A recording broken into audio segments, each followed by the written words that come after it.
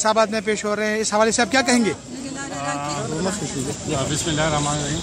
सबसे पहले तो मैं आप लोगों का शुक्रिया अदा करता हूँ और शुक्रिया मैं आपका बहुत सी चीज़ों का अदा करूँ।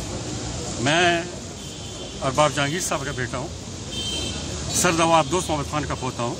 ठीक है, मेरे ऊपर जो इल्ज़ाम लगाया 15 करोड़ रुपए का, ये मेरे नौकर की हैसियत की है।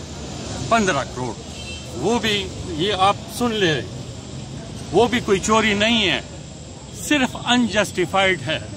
फर्ज करें मैंने एक गाड़ी ली है 1 करोड़ की और उस वक्त जो मैंने टैक्स में उसको डिक्लेयर नहीं किया, इसको इन्होंने इसमें डाल दिया। चलो वो तो हो जाएगा, वो तो कोई मसला नहीं है, मेरे लिए इतना भी मसला नहीं। मैं 20 अरब रुपए भी जस्टिफाई कर सकता हूँ। मैं आपको ये बताऊं कि ये मेरी बीवी है।